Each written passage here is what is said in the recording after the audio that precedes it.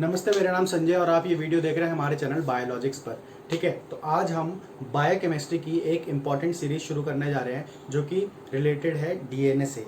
तो इस सीरीज़ में हम सिर्फ डीएनए के बारे में बात करेंगे और ये जो वीडियो है वो है पार्ट 1 ऑफ डीएनए सीरीज़। ठीक है, तो आइए शुरू करते हैं हम डीएनए के बारे में।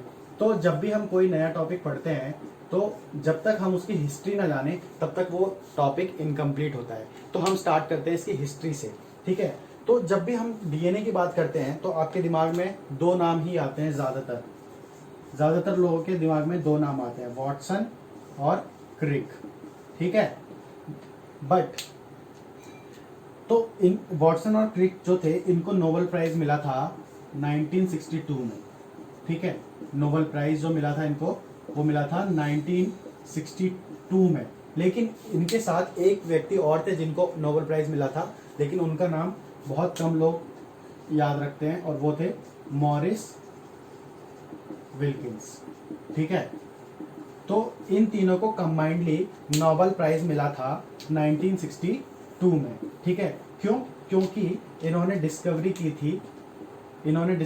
थी डीएनए के स्ट्रक्चर की 1953 में। ठीक है, 1953 में इन्होंने डीएनए का स्ट्रक्चर एक्सप्लेन किया था, डिस्कवर्ड। ठीक है, जिसके लिए इन तीनों को 1962 में नोबेल प्राइज मिला। लेकिन दो लोग और थे जिन्होंने बहुत मेजर कंट्रीब्यूशन दिया था in the field of DNA, और वो दोनों कौन थे?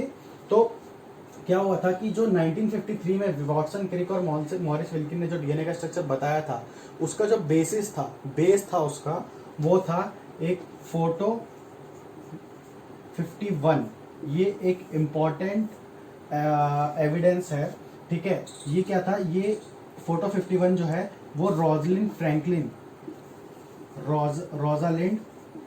फ्रैंकलिन एक साइंटिस्ट थी जो ये भी डीएनए पे ही काम कर रही थी पैरेलल में। वॉटसन, क्रिक दूसरी जगह पे काम कर रहे थे और ये दूसरी जगह पे काम कर रही थी।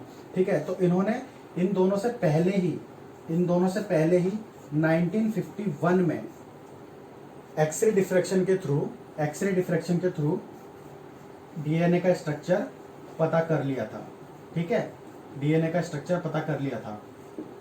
ठीक, और इसी डीएनए के स्ट्रक्चर को यूज करके वॉटसन, क्रिक और मॉरिस विल्किन ने जो स्ट्रक्चर था डबल हेलिकल स्ट्रक्चर, उसको प्रपोज किया और इसके लिए 1962 में इनको नोबेल प्राइज मिला।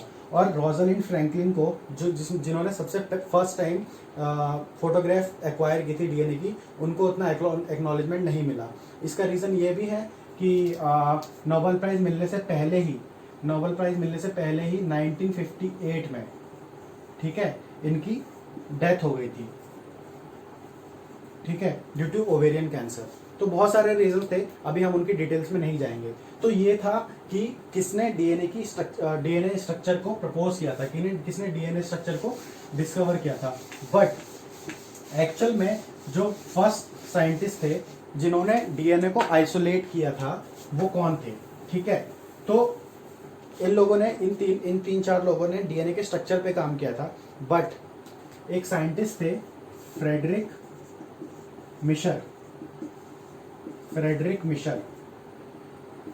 ठीक है, तो इन्होंने डीएनए के स्ट्रक्चर के प्रपोजल से लगभग 90 इयर्स पहले 1869 में डीएनए को आइसोलेट कर लिया था। DNA isolated by Friedrich Miescher के द्वारा। और कहां से किया था? एक यूकैरियोटिक सेल के न्यूक्लियस से किया था। ठीक है, यूकैरियोटिक सेल के न्यूक्लियस से किया था। और ये यूकैरियोटिक सेल कौन सा था? ये था WBC व्हाइट ब्लड सेल। ठीक है, तो क्या किया था इन्होंने? ये इन्फेक्शन पे काम करते थे, तो इन्होंने क्या किया था? इन्फेक्शन से एक बैंडेज लिया, ठीक है, जिसपे पस सेल्स थी, उस पे से एक्स्ट्रा पस सेल्स को साफ कर दिया, वॉश कर दिया और वहां से WBC आइसोलेट किया और वहां से इन्होंने डीएनए आइसोलेट किया। उस टाइम पे डीएनए नाम नहीं दिया गया था, उसको बोला गया न्यूक्लिन। ठीक है, क्योंकि वो न्यूक्लियस में डिस्कवर हुआ था, न्यूक्लियस से निकाला गया था, आइसोलेट किया गया था। तो ये था डीएनए के स्ट्रक्चर के बारे में और इसको किसने सबसे पहले आइसोलेट किया था। ठीक है, ये थी छोटी सी हिस्ट्री अबाउट द डीएनए। अब हम आगे जाएंगे और डिस्कस करेंगे अब डीएनए के स्ट्रक्चर के बारे में। ठीक है,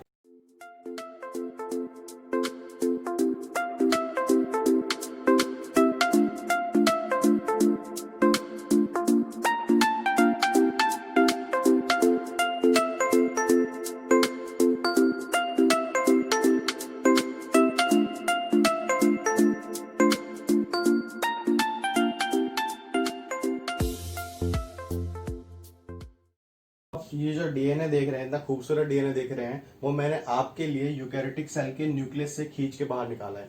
ठीक है, तो अब हमारे पास डीएनए का स्ट्रक्चर अवेलेबल है, तो आइए डिस्कस करते हैं हम उसके स्ट्रक्चर के बारे में। ठीक है, तो जो पहली चीज हम डिस्कस करने जा रहे हैं वो है इसका कॉम्पोजिशन। वो क्या है इसका कॉम्पोजिशन। ठीक है, तो कॉम्पोजिशन की अगर हम बात करेंगे डीएनए के, तो आप यहाँ पे देख सकते हैं कि डीएनए किस किस चीज से मिलकर बना होता है। ठीक है, तो जो पहली चीज होती है वो होती है उसकी नाइट्रोजनस बेसिस, जिसमें कि 4 टाइप के नाइट्रोजन बेस होते हैं, ए, टी, जी और सी।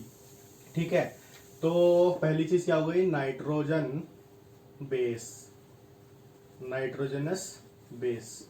ठीक है, बेसिस, जिसमें कि 4 चीजें होती हैं, ए होता है, टी होता है, जी और सी होती है। ठीक है, दूसरी चीज यहाँ पे आप देख रहे होंगे तो वो होती है इसका शुगर। ठीक है, जो कि इसके बैकबोन में प्रेजेंट होती है। ठीक है, तो हो गया आपका डीऑक्सी राइबोज शुगर। ठीक है, और तीसरी चीज जो होती है वो होती है फोस्फेट ग्रुप। ठीक है, जो कि दो शुगर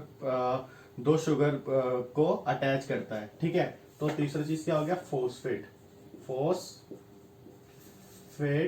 ग्रुप।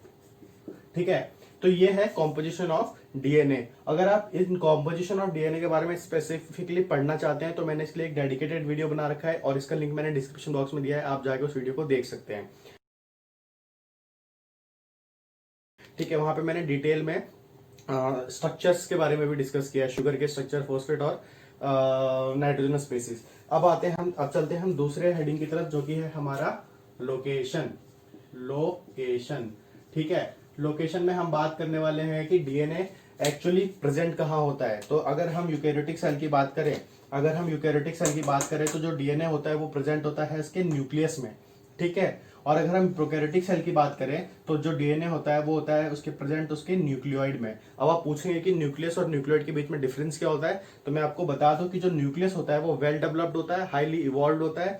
ठीक है, वेल ऑर्गेनाइज होता है, जो कि आप यहाँ देख सकते हैं, और मेम्ब्रेन बाउंड होता है। ठीक है, बट उसके कंपैरिजन में जो न्यूक्लियोइड होता है वो लेस डेवलप्ड होता है, लेस इवॉल्व होता है, लेस ऑर्गेनाइज्ड होता है और पूरे के पूरे साइटोप्लाज्म में फैला हुआ होता है। ठीक है, और इसके पास न्यूक्लियस की तरह मेम्ब्रेन भी नहीं होती। ठीक है, तो आप देख सकते हैं कि पूरे के पूरे साइटोप्लाज्म में फैला हुआ है। ठीक है, इधर उधर हो रखा है, लेकिन जो न्यूक्लियस है वो हाईली कॉम्पैक्ट है, वेल ऑर्गेनाइज्ड है, मेम्ब्रेन बाउंड है और अच्छे से अरेंज्ड है। तो ये होता है न्यूक्लियोइड और न्यूक्लियस के बीच में। तो जो प्रोकैरियोटिक सेल होता है वो अपना डीएनए, अपने जेनेटिक मटेरियल न्यूक्लियोइड में स्टोर करता है, और जो यूकैरियोटिक सेल है वो अपना डीएनए अपने न्यूक्लियस में स्टोर करता है। ठीक है, तो ये हो गया हमारा लोकेशन के बारे में बात हो गया। इसके लोकेशन के बाद अब हम करते हैं इसके स्ट्रक्चर की बात। ठीक है, तो अगर हम स्ट्रक्चर की बात करें, स्ट्रक्चर ऑफ डीएनए, तो इसमें इसकी कुछ खास बातें हैं। तो जो पहली जो खास बात है वो आप है कि होता है डबल स्ट्रैंडेड। ठीक है, ये होता है डबल स्ट्रैंडेड। ठीक है, आप यहाँ पे देख सकते हैं कि जो पहला एक स्ट्रैंड ये है, ठीक है, और दूसरा स्ट्रैंड ये है। तो ये क्या होता है, डीएनए होता है डबल स्ट्रैंडेड। उसके बाद ये होता है हेलिकल। आप देख सकते हैं जो इसका शेप है वो हेलिकल है। ठीक है, तो ये हेलिकल होता है। ठीक है, तीसरी चीज जो है आप यहाँ पे देखेंगे कि जो एक स्ट्रैंड है उसके पास अगर ए होगा, एडेनिन होगा, तो इसके जस्ट ऑपोजिट में जो दूसरा स्ट्रैंड होगा उसमें टी होगा। ठीक है, तो एडेनिन और थायमिन एक दूसरे के कॉम्प्लीमेंट्री है, आपको पता है, they both are complementary base pairs. Okay, तो क्योंकि ये दोनों एक दूसरे के कॉम्प्लीमेंट्री है, ठीक है, तो इधर अगर सी होगा तो दूसरे स्टैंड में जी होगा, पहले स्टैंड में ए होगा तो दूसरे स्टैंड में टी होगा। क्यों, सी और जी एक दूसरे कॉम्प्लीमेंट्री होते हैं, ए और टी एक दूसरे के कॉम्प्लीमेंट्री होते हैं, इसीलिए ये दोनों स्ट्रैंड भी एक दूसरे के कॉम्प्लीमेंट्री होते हैं। तो क्या हो गया, कॉम्प्लीमेंट्री स्ट्रैंड्स। ठीक है, ये हो गई तीसरी बात। उसके बाद आप देखेंगे कि जो एक स्ट्रैंड जो होता है वो होता है 5'2। ठीक है, अगर हम यहां से थोड़ा सा, चलो आपको समझाने के लिए मैं डिलीट कर देता हूं, ठीक है, इरेज कर देता हूं। ठीक है, अब आप यहां पे देख सकते हैं कि ये स्ट्रैंड 5' से शुरू हुआ है। ठीक है, 5' से शुरू हुआ है और खत्म होगा 3' पे। ठीक है, वहीं दूसरा जो स्ट्रैंड है वो 3 प्राइम से शुरू होके खत्म होगा 5 प्राइम पे। ठीक है, तो ये एक तो यहाँ पे देखते, एक तो ये पैरेलल स्ट्रक्चर होता है, दोनों स्ट्रैंड एक दूसरे के पैरेलल है ना, दोनों स्ट्रैंड एक दूसरे के क्या है, पैरेलल है। ठीक है, उसी के साथ साथ आप देखेंगे कि दोनों जो स्ट्रैंड है वो एक जो दोनों का जो डायरेक्शन है वो एक दूसरे के ऑपोजिट है। एक अगर 5 प्राइम टू 3 प्राइम है तो दूसरा क्या होगा, दूसरे डायरेक्शन में 5 प्राइम टू 3 प्राइम होगा। एक स्ट्रैंड इधर से शुरू होगा और दूसरा दूसरी तरफ से शुरू होगा। ठीक है, तो ये दोनों स्ट्रैंड एक दूसरे के अपोजिट डायरेक्शन में होते हैं, इसलिए ये एंटी पैरेलल कहलाता है। Anti parallel double standard helical structure, जो कि एक दूसरे के कॉम्प्लीमेंट्री स्ट्रैंड्स होते हैं। ठीक है, ये तो हो गया स्ट्रक्चर के बारे में बात। अब हम इस बात करने वाले हैं इसमें जो बेस पेयरिंग होती है वो मैंने आपको ऑलरेडी बता दिया है बेस पेयरिंग के बारे में, बट मैं यहाँ पे दोबारा अच्छे से आपको बता देता हूँ बेस पेयरिंग। ठीक है, तो बेस पेयरिंग क्या होती है कि जो बेसिस प्रेजेंट होते हैं डीएनए में। ठीक है, मान लो ये आपका एक स्टैंड है, तो इस स्टैंड में भी जो बेसिस प्रेजेंट होते हैं G T C A T C जी ऐसे, और इसी के कॉम्प्लीमेंट्री बेस होते हैं दूसरे वाले स्टैंड्स में। ठीक है, तो अगर इधर जी होगा तो इधर सी होगा। ठीक है, और ये दोनों एक दूसरे के कॉम्प्लीमेंट्री होता है, इधर टी होगा तो इधर ए होगा, क्योंकि ये दोनों एक दूसरे कॉम्प्लीमेंट्री हैं। ठीक है, तो जो बेस पेयरिंग होती है वो हमेशा इस टाइप की होती है, जी हमेशा सी के साथ पेयर करेगा और ए हमेशा टी के साथ पेयर करेगा। ठीक है, समझ गए। और दूसरी जो खास बात है कि जी और सी के बीच में जो बॉन्ड्स होते हैं वो 3 बॉन्ड होते हैं, ट्रिपल बॉन्डिंग होती है। वहीं अगर ए टी की बात करें तो इनके बीच में डबल बॉन्ड्स होते हैं। तो ये तो हो गए हमारे बेस पेयरिंग की बात। ठीक है, इसी के साथ साथ मैं आपको एक चीज बता दूं कि अगर किसी भी डीएनए में जीसी बेस पेयर्स ज्यादा अमाउंट में होंगे तो वो डीएनए स्ट्रैंड ज्यादा स्टेबल होगा, क्योंकि इसमें ट्रिपल बॉन्ड होते हैं। ठीक है, और इसका मेल्टिंग टेम्परेचर भी बहुत हाई होगा, वो आसानी से मेल्ट नहीं होगा। ठीक है,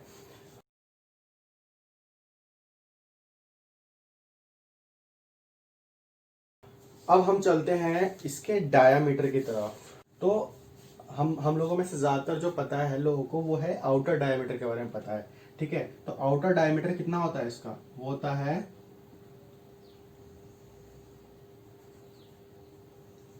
ठीक है, वो होता है 20 एंगस्ट्रॉम। 20 एंगस्ट्रॉम। लेकिन एक इंपॉर्टेंट चीज मैं आपको बताने जा रहा हूं जो कि आपको बहुत कम जगह पे देखने को मिलेगा, वो होता है इसका इनर डायमीटर। ठीक है, तो एक तो होता है आउटर डायमीटर, जो कि होता है 20 एंगस्ट्रॉम। ठीक है, लेकिन डीएनए का इनर डायमीटर भी होता है। ठीक है, और वो होता है इसका 11 एंगस्ट्रॉम। ठीक है, तो अब हम देख लें कि जरा इसका इनर डायमीटर होता क्या है। किसी भी चीज का कोई भी आप ऑब्जेक्ट ले लो तो ऑब्वियसली उसका आउटर डायमीटर भी होता है और एक उसका इनर इनर डायमीटर भी होता है। ठीक है, तो डीएनए का भी इनर डायमीटर होता है, और इनर डायमीटर उसका हम कहाँ से कहाँ तक कैलकुलेट करते हैं, उसका इनर डायमीटर हम कैलकुलेट करते हैं जैसे कि अगर हम आउटर डायमीटर अगर हम बिल्कुल स्टार्टिंग से यहाँ तक कैलकुलेट कर रहे हैं, ठीक है ना, तो ये तो हो गया इसका आउटर डायमीटर। ठीक है, ठीक है, उसके बाद जो इनर डायमीटर होता है वो होता है जहां से बेस अटैच्ड होते हैं। ठीक है, जिस पॉइंट से बेस अटैच्ड होते हैं उसको कहते हैं हम इनर डायमीटर। ठीक है, तो अगर मैं आपको यहां पे समझाऊं, ठीक है, अगर मैं आपको यहां पे समझाऊं तो आप यहां पे देखेंगे कि थोड़ा बड़ा करके अगर हम समझें तो यहां से यहां तक ये हो गया इसका आउटर डायमीटर। ठीक है, जो कि होता है 20 एंगस्ट्रॉम। वहीं अगर हम इनर डायमीटर की बात करें तो point of attachment of base, यहां से जहां से बेस अटैच्ड है वहां से कैलकुलेट करते हैं दूसरे बेस के अटैचमेंट तक, यहां तक। ठीक है, तो ये होता है इसका inner diameter, inner diameter. Metre, ठीक है, जो क्या होता है 12 एंगस्ट्रॉम, 12 एंगस्ट्रॉम का। तो डायमीटर के बारे में आपको समझ में आ गया होगा, ठीक है, सॉरी 11 एंगस्ट्रॉम होता है यहाँ पे, 11 एंगस्ट्रॉम, ठीक है। अब हम चलते हैं इसके लेंथ के बारे में डिस्कस करने, जो कि 1 कंप्लीट टर्न जो होता है।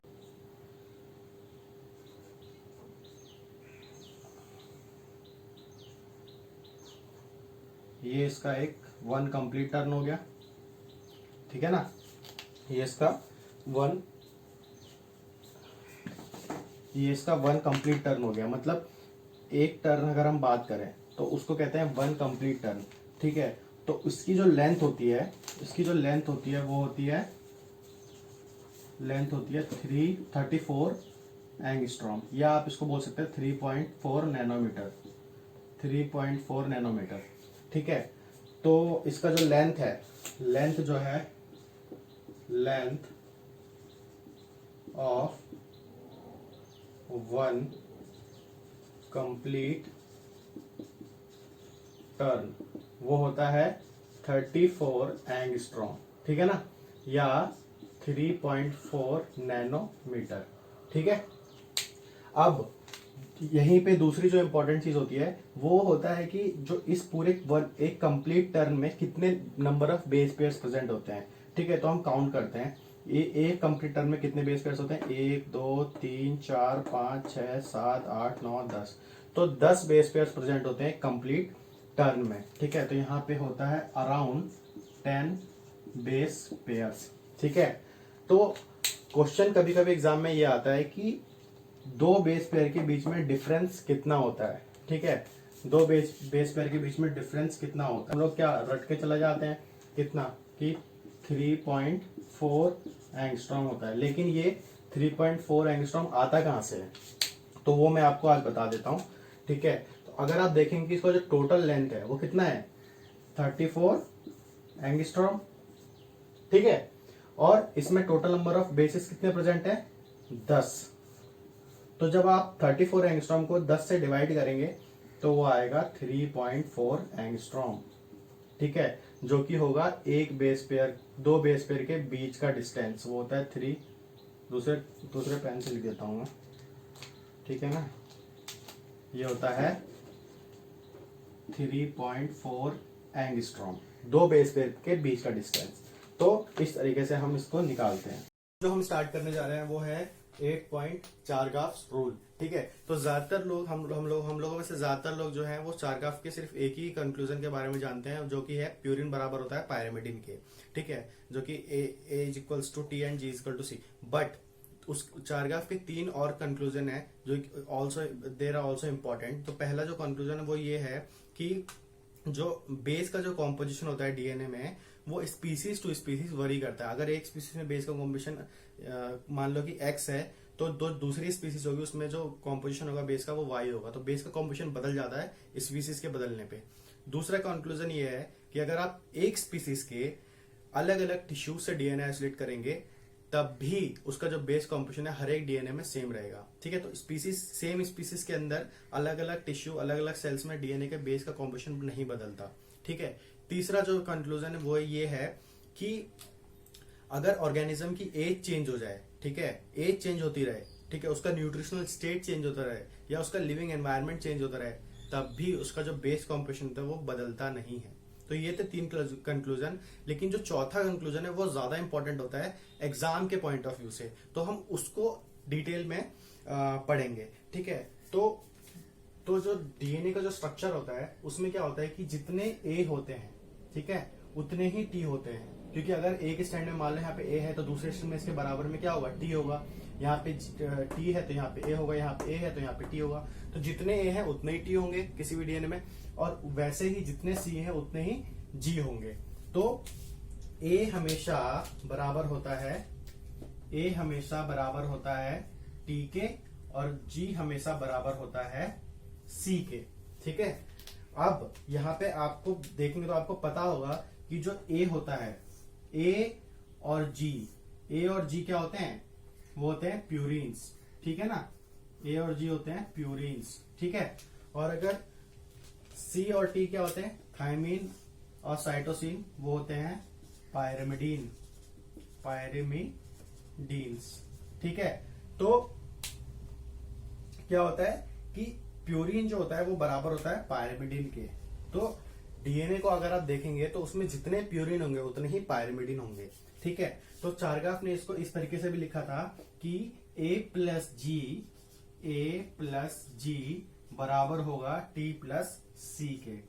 ठीक है ना, तो जितने Ag होंगे किसी भी डीएनए में उतने ही C और T भी होंगे। ठीक है, इसको ऐसे भी लिख सकते हैं कि A प्लस जी, ये आपका यहां आ जाएगा T plus C is equals to 1। तो जो इसका रेशियो होता है A plus G by T plus C का, वो रेशियो होता है 1। ठीक है, तो ये है इसका इंपॉर्टेंट कंक्लूजन। ठीक है, तो इसको आप बहुत ध्यान रखेंगे अगर आप एग्जाम देने जा रहे हैं, कोई भी CSI या DBTO या गेट। ठीक है, उसके बाद हम आगे बढ़ते हैं और डिस्कस करेंगे कि डीएनए में कौन सा रीजन हाइड्रोफोबिक होता है, कौन सा रीजन हाइड्रोफिलिक होता है।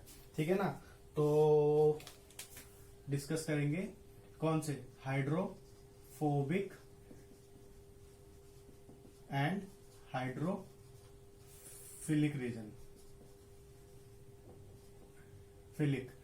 रीजन्स। ठीक है, रीजन्स। तो अब आप यहां पे देखेंगे तो आपको समझ में आएगा कि जो इसका बैकबोन होता है डीएनए का, जो कंसिस्ट करता है, जो बना होता है शुगर और फॉस्फेट से।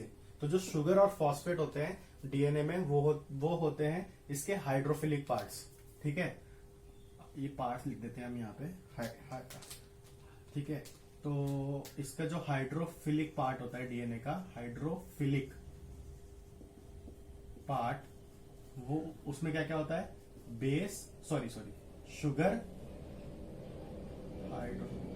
Sugar plus phosphate. ठीक है, और जो इसका हाइड्रोफोबिक पार्ट होता है डीएनए का, हाइड्रोफोबिक पार्ट, वो क्या होता है, जो कि अंदर की तरफ होता है, ये नाइट्रोजनस बेसिस। तो ये जो नाइट्रोजनस बेसिस होते हैं वो हाइड्रोफोबिक नेचर के होते हैं। ठीक है, नाइट्रोजन बेस, जो नाइट्रोजन बेस होते हैं वो हाइड्रोफोबिक नेचर के होते हैं। तो ये था हाइड्रोफोबिक और हाइड्रोफिलिक नेचर। अब इसके बाद जो नेक्स्ट थिंग है वो है हमारा कि कौन कौन से टाइप के बॉन्ड प्रेजेंट होते हैं डीएनए में, टाइप ऑफ बॉन्ड्स। और ये भी बहुत इंपॉर्टेंट है एग्जाम के पर्सपेक्टिव से। तो जो पहला बॉन्ड है वो होता है हमारा हाइड्रोजन बॉन्ड, हाइड्रोजन बॉन्ड। ठीक है, मैं आपको यहां पे स्ट्रक्चर में दिखा देता हूं कि ये जो आप देख रहे हैं ये है हाइड्रोजन बॉन्ड, जो कि दो बेस पेयर्स के बीच में प्रेजेंट होता है। ठीक है, दोनों स्ट्रैंड को जोड़ के रखता है। ठीक है, ये हाइड्रोजन बॉन्ड्स। ठीक है, तो यहां पे हम लिख देते हैं कि ये जो है वो है हमारा hydrogen bond, right.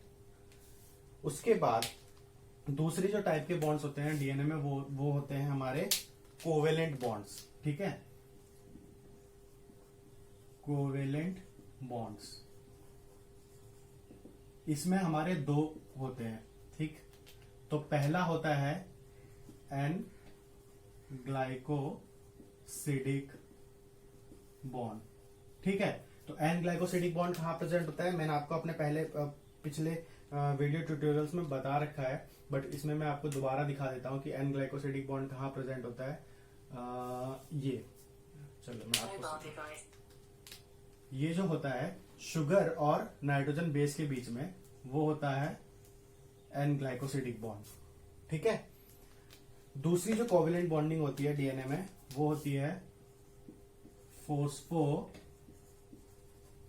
Diester bond. ठीक है, फोस्फोडाइस्टर बॉन्ड कहां होता है, ये देखिए, जो बैकबोन में दो शुगर मॉलिक्यूल्स को जोड़ के रखता है। ठीक है, वो होता है फोस्फोडाइस्टर बॉन्ड, जो रेड कलर से मैं आपको यहां पे शो कर रहा हूं। तो ये है हमारा फोस्फोडाइस्टर बॉन्ड। ठीक है, तो तीन बॉन्ड्स होते हैं मेनली प्रेजेंट डीएनए में। एक होता है हाइड्रोजन बॉन्ड, दूसरा एन ग्लाइकोसिडिक बॉन्ड और तीसरा फॉस्फोडाइस्टर बॉन्ड। तो ये था टाइप ऑफ बॉन्ड्स। इसके बाद हम चलते हैं अपने नेक्स्ट लेकिन बहुत इंपॉर्टेंट टॉपिक की तरफ, वो है हमारा stability of DNA. Stability of DNA, ठीक है।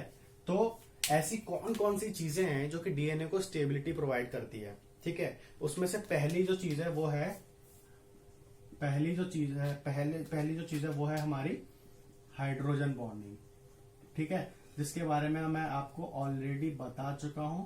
बट मैं एक इंपॉर्टेंट आपको बात बताने जा रहा हूं हाइड्रोजन बॉन्डिंग के बारे में।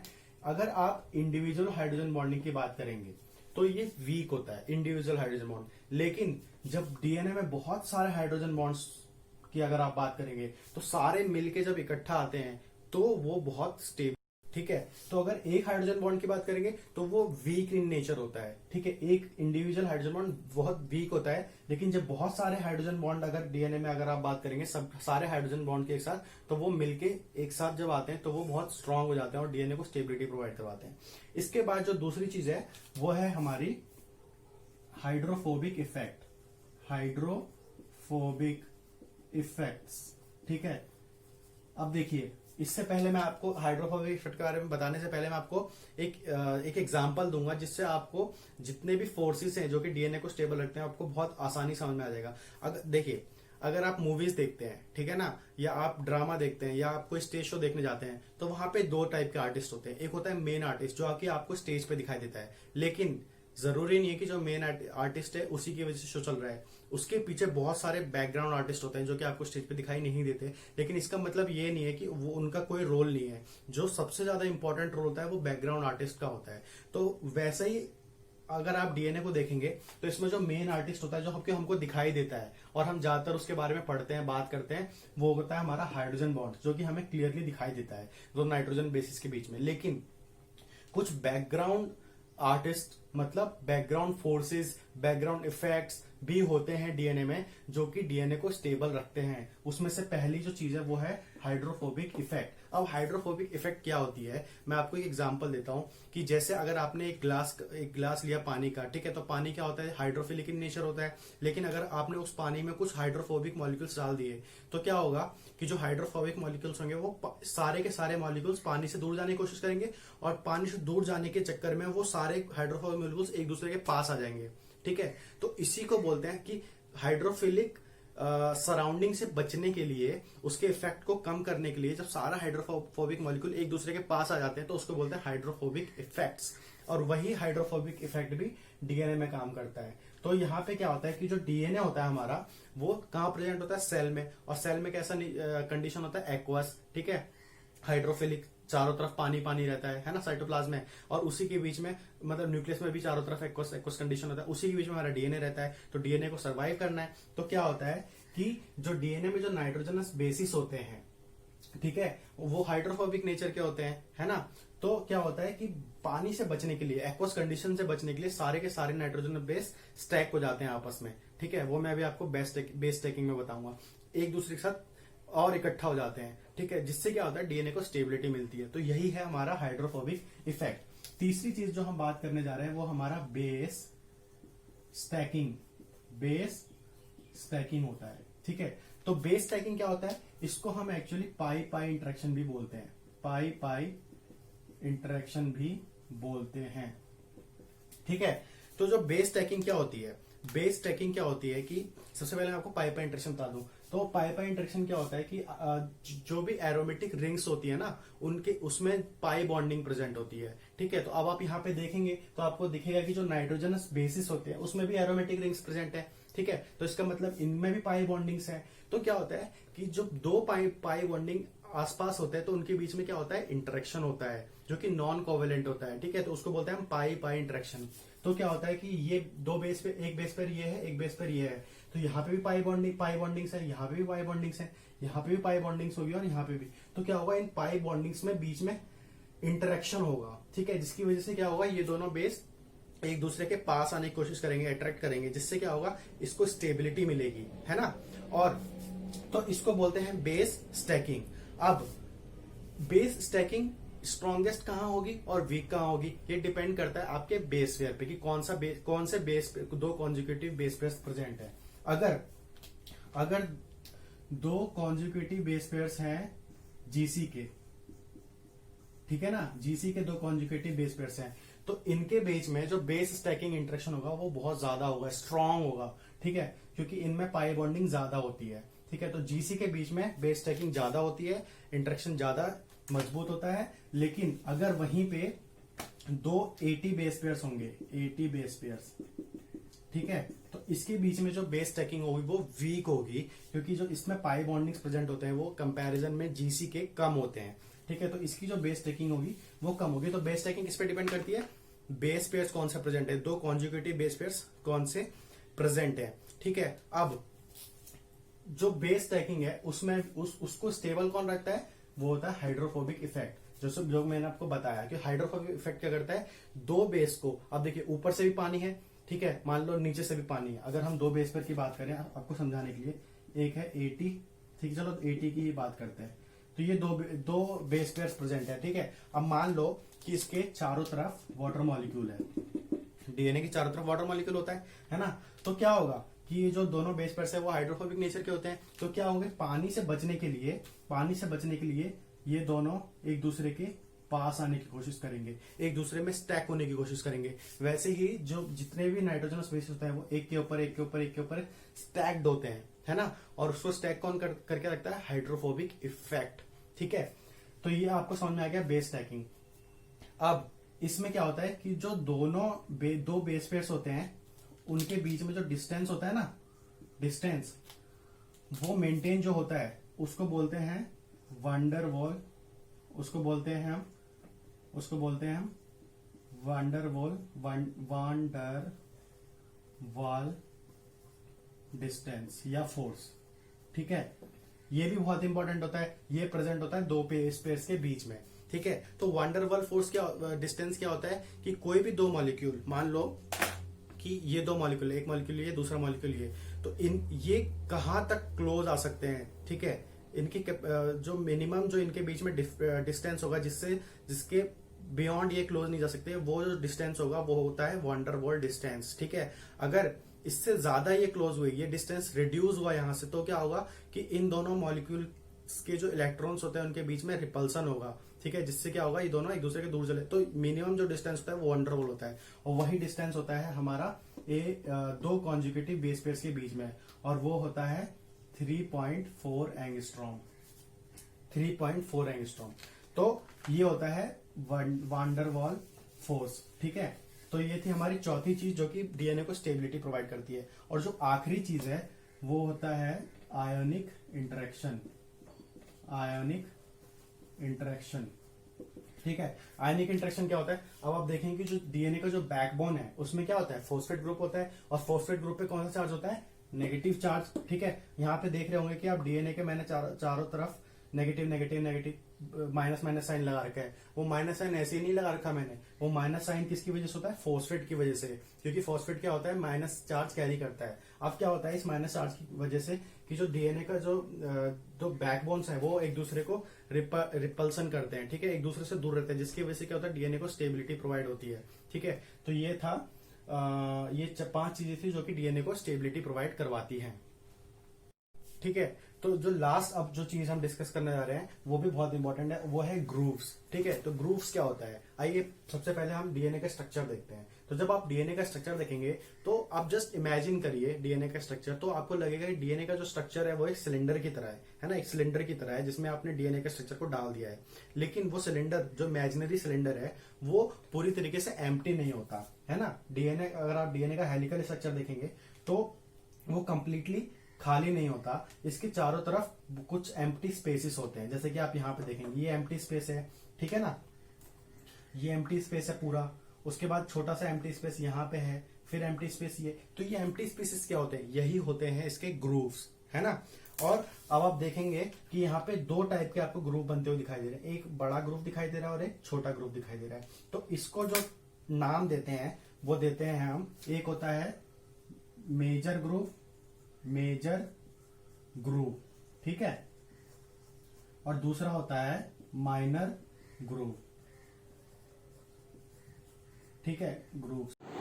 तो मैंने आपको बताया कि दो ग्रुप्स होते हैं, मेजर ग्रुप और माइनर ग्रुप। तो यहाँ पे आप देख रहे हैं जो ज़्यादा जो स्पेस दिखाई दे रहा है आपको, जो ज़्यादा एरिया दिखाई दे रहा है उसको कहते हैं मेजर ग्रुप। ठीक है, तो ये है हमारा मेजर ग्रुप। और जो छोटा एरिया जो दिखाई दे रहा है कम स्पेस वाला, वो है हमारा माइनर ग्रुप। ठीक है, और मेजर ग्रुप की जो लेंथ होती है वो होती है 22 एंगस्ट्रॉम। ठीक, और जो माइनर ग्रुप की जो लेंथ होती है वो होती है 12 एंगस्ट्रॉम। ठीक है, अब सवाल आता है कि इनका फंक्शन क्या होता है, मेजर और माइनर ग्रुप प्रेजेंट के होते हैं। पहली बात तो बता दूं आपको कि मेजर ग्रुप और माइनर ग्रुप सिर्फ ऐसा नहीं कि हम इस तरीके से डीएनए का स्ट्रक्चर बना देते हैं कि दिखने में अच्छा लगना चाहिए कि ऐसे मेजर और ये माइनर, नहीं। ये ग्रुप बनते इसलिए हैं क्योंकि जो बेसिस का, नाइट्रोजन बेसिस का जो ओरिएंटेशन होता है उसकी वजह से ये ग्रुप अपने आप बन जाते हैं। ठीक है, तो ये है इसका कॉन्सिक्वेंसेस। अब दूसरी चीज़ ये कि अगर आप 3D स्ट्रक्चर इमेजिन करेंगे डीएनए का, ठीक है, तो आप देख पाएंगे कि ये जो स्पेस है वो खाली स्पेस नहीं है एक्चुअल में। यहाँ पे क्या होता है, तो ये जो नाइट्रोजनस बेसिस है ना, ये जो नाइट्रोजनस बेसिस है, आप देखेंगे कि इनके जो एज होते हैं, जो जो किनारा होता है ना, वो बाहर की तरफ एक्सपोज हुआ होता है। मेजर ग्रुप में और माइनर ग्रुप में निकला हुआ होता है। ठीक है, और ये जो exposed area of nitrogenous bases होती है वो क्या करती है, प्रोवाइड कराती है पॉकेट और एरिया जहाँ पे कि जो प्रोटीन्स होते हैं वो आके इन डीएनए पे बाइंड हो सके, प्रोटीन आके इन ग्रुप्स में बाइंड हो सके। और ये बाइंडिंग ऑफ प्रोटीन क्या करती है, हेल्प करती है रेप्लिकेशन और ट्रांसक्रिप्शन में। ठीक है, तो बेसिकली अगर देखा जाए तो जो मेजर ग्रुप और माइनर ग्रुप होती है, ये एक ऐसा एरिया होता है जहाँ पे प्रोटीन्स आके बाइंड करते हैं। ठीक है, क्योंकि यहाँ पे नाइट्रोजनस बेसिस एक्सपोज होती है और इन्हीं को, नाइट्रोजनस बेसिस को ही वो प्रोटीन्स पहचानते हैं। ठीक है ना, तो ये हेल्प करती है रेप्लिकेशन और ट्रांसक्रिप्शन में। तो ये था function of major group and minor group. अब इन दोनों में से ज़्यादा इंपॉर्टेंट और आइडियल कौन सा है बाइंडिंग के लिए, तो वो है मेजर ग्रुप, क्योंकि यहाँ पे बहुत सारा लॉट ऑफ स्पेस है। ठीक है, बहुत सारा एरिया है और बाइंडिंग के लिए ज़्यादा जगह है। तो ये था मेजर ग्रुप और माइनर ग्रुप के बारे में। ठीक है, आई होप ये वीडियो पूरी आपको बहुत अच्छे से समझ में आई होगी, और अगर कोई डाउट है तो आप कमेंट बॉक्स में लिख सकते हैं। ठीक है, ये था हमारा पार्ट 1 इस डीएनए सीरीज़ का। ठीक है, अब जल्दी ही हम पार्ट 2 लेके आएंगे जिसमें अब डीएनए के बारे में और भी चीज़ें डिस्कस करेंगे। ठीक है, आई होप ये वीडियो आपको पसंद आई होगी। अगर पसंद आई है तो लाइक कीजिए और सब्सक्राइब कीजिए हमारे चैनल को। साइड में जो बेल आइकन है उसको प्रेस कीजिए ताकि आगे आने वाली जो वीडियोज़ है उसकी नोटिफिकेशन आप तक पहुँच जाए, और अपने दोस्तों के साथ शेयर भी कर सकते हैं। Thank you so much.